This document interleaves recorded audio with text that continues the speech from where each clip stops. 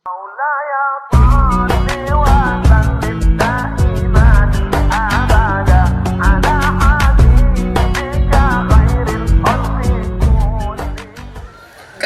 ibu tuh tak mau bersedekah, Pak? Ibu tuh diganggu jin. Asal sikit-sikit masalah. Kenapa ibu tuh tak mengaji, Pak? Diganggu jin. Kenapa ibu tuh tak ikut pengajian, Pak? Diganggu jin. Dipanggillah Ustadz Musdar. Ustadz Musdar nih kakak kelas saya di Mesir, meruqyah orang yang jenggotnya paling panjang lebat tuh. Dia nih kalau meruqyah orang, belum dibacanya ayat kursi, jin tuh udah lari duluan. Menengok jenggotnya, mak ngeri, cabut kita kata orang. Dibacakannya lah ayat kursi. Allahu la ilaha illa huwal hayyul qayyum la ta'khudhuhu sinatun wa la naum. Tak ada respon. Biasa kalau orang diganggu jin tuh ketawa dikit. Ini tak ada respon. Pas ditanya, kau diganggu jin? Kata jin, aku udah lama pensiun. Tak ada ganggu orang Medan nih lagi. Jadi kalau ada orang Medan yang tak ikut pengajian, memang dia malas. Kalau ada orang Medan tak bersedekah, berarti memang dia pelit, bin bakhil, bin kedekut, bin medit, bin kikir. Itulah nasab atuk nenek moyang dia. Mak, oh ada yang bersedekah 5 miliar cuy. Pertanyaan. Nah, nanti kita bacakan 15 menit sebelum ceramah berakhir. Tadi saya mulai tausiah jam 10 kurang 15. Sekarang sudah jam 10 lewat 15. Sudah 30 menit. Berarti ada 15 menit lagi saya tausiah. Ibu enak bilang 1 jam, aku yang tegak berdiri di sini.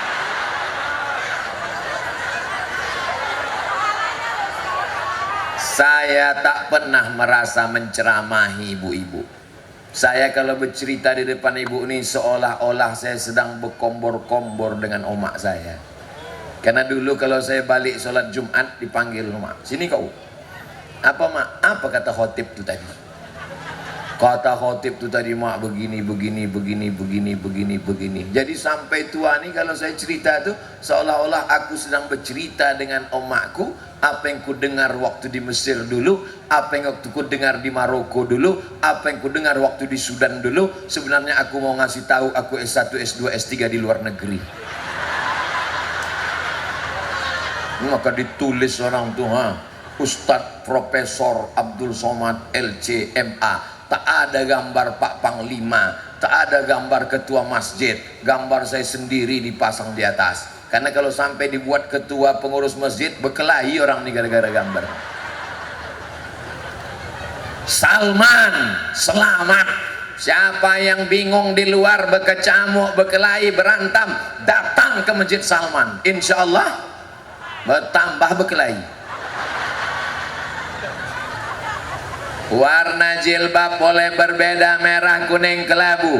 Dengan beraneka ragam inilah justru menjadi indah, betul?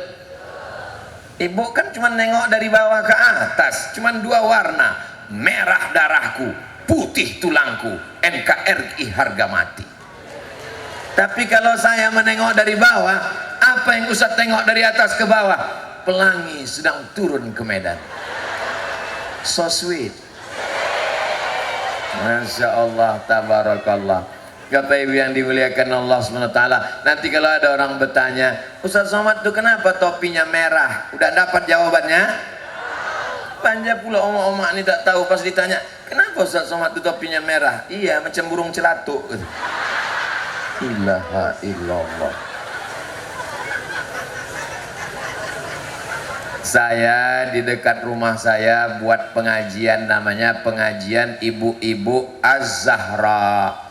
Hari Jumat sore baca Yasin habis asar. Jumat yang pertama akidah, wujud kidam baqa mukhalafatulil hawadisi qiyamuhu binafsi wa dan yakudrat ilmun ayat sama basor kalam. Kalau mau cepat ngapal makan sambal belacan. Jumat yang kedua fikih, Jumat yang ketiga akhlak. Jumat yang keempat tahsin Al-Quran bersama Ustazah Fatimah, orang rumah emak dari anak saya, supaya dia belajar jamaah, supaya tahu dia non mati berjumpa dengan qaf, gunnah, qalqalah, bila gunnah, ifa, idgham, ming. Ini banyak anak balik sekolah nanya PR sama emaknya, mak, ya kalau non mati berjumpa dengan baj mana mak? Banyak lari karena takut. La ilallah Muhammad Rasulullah. Itu tidak ada di Medan, karena di Medan ini negerinya kori-kori internasional. Ustadz Darwin Hasibuan dari mana? Medan. Ustadz Fadlan Medan. Almarhum Syekh Azra'i Abdul Rauf juara musabaqah. Belum lagi. Dewan juri 4 kali di Makkah. Orang Medan, Sungai Deli. Saya mengaji ke rumah beliau dari tahun 90 ke 93. Hatam saya mengaji dengan beliau dari Al-Fatihah sampai ke An-Nas. Hebat tak orang Medan? Hebat. Kata orang dulu Medan ini banyak copet dulu. Udah mati udah. Bapak Ibu yang dimuliakan Allah Subhanahu wa taala. Lalu kemudian Salman tadi dipersaudarakan dengan sahabat Nabi namanya Abu Darda. Siapa namanya? Jadi kalau ada orang Islam jangan cuma dibimbing syahadat, dipersaudarakan dia. Ini orang Melayu, ini orang Mandailing, ini orang Karo, ini orang Jawa, ini orang Batak, ini orang Sunda, ini orang Bugis, ini orang Banjar. Kamu disatukan dalam la ilaha illallah Muhammadur, supaya dia tidak berkelahi, menjaga persatuan dan kesatuan. Ini orang Persia namanya Salman, dipersaudarakan dengan Arab namanya Abu Darda. Abu Darda ini amalnya hebat, malamnya tahajud, siangnya puasa, sampai-sampai istrinya pun tak disentuhnya. Datanglah Salman bertamu ke rumah Abu Darda. Assalamualaikum. Berubah pula suara menjadi perempuan. Waalaikumsalam, kata Abu Darda. Istri Abu Darda mengadu, lakiku Abu Darda itu malamnya tahajud aja, siangnya puasa aja, aku pun tak dipedulikannya. Lalu kemudian Salman pun masuk, makanan sudah disiapkan istri Abu Darda. Kata Abu Darda, makanlah Salman, kau tamuku, kau saudaraku, kita dipersaudarakan Rasulullah, makanlah Salman. Apa kata Salman? Aku tidak akan makan sebelum kau makan. Itu menunjukkan tak boleh puasa tiap kecuali bagi orang hidup sebatang kara. Bini tak ada, ayah tak ada, hidup sendiri, puasa dia tiap hari. Bagus, menjelang malaikat maut datang. Kalau tidak memudaratkan. Apa kata Salman menasehati Abu Darda? Inna li jasadika alaika haqqan. Badanmu punya hak, kasih dia hak badan. Apa hak badan? Makan. Ibu udah makan? Puasa? Mantap. Ustadz kenapa tak puasa? Musafir. Inna li ainika alaika haqqan. Matamu punya hak, kasih hak mata. Apa hak mata? Belilah spring bed terhebat, termahal, harganya 100 juta. Sampai jam 2 malam orang di atas spring bed itu tak bisa tidur. Kenapa? Kredit nyaman. Jadi sebetulnya tidur itu bukan di kamar, tidur itu bukan di hotel, tidur itu bukan di spring bed, tapi tidur itu di... Makanya saya belum pernah marah sama jamaah kalau saya sedang pengajian dia tertidur. Tak pernah saya marah. Kenapa? Itu menunjukkan hatinya sedang tenang. Karena kalau orang hatinya risau, bisa dia tidur? Pergi dia ke rumah sakit, jumpa dengan psikiater, minta obat tidur. Karena penyakit payah tidur namanya insomnia. Ibu pikir, bapak pikir orang-orang kaya itu senang tidur? Tak tidur sampai jam 2 malam berkedip-kedip tak tidur. Kita begitu datang Ustadz langsung menguap. Ustadz tuh berapi-api, dia berair-air. Selesai Ustadz tuh pengajian, dia pun terbangun. Berbisik pula tuh sebelah, pendek kali ceramah. Itu tidak ada di Medan, itu ada nun di Afrika Selatan. Di Medan nih dari tadi ku tengok, tajam biji mataku menengok, dari luar dari dalam, wah tak ada satupun yang mengantuk tertidur. Kenapa? Belum dapat kue kotak. Oh udah, saya cuman mancing aja. Orang Medan ini suka dipancing, karena dia tinggal di jalan pancing. Tengoklah hebatnya orang Medan, padahal tempat masih lapang, maunya pula orang tuh di balik terali besi sana. Hebatnya, supaya apa? Biar supaya cepat pulang. Mau dekat menengok Ustadz, mau ku tengok betul Ustadz tuh kenapa di YouTube tuh hitam, di sini putih kata dia.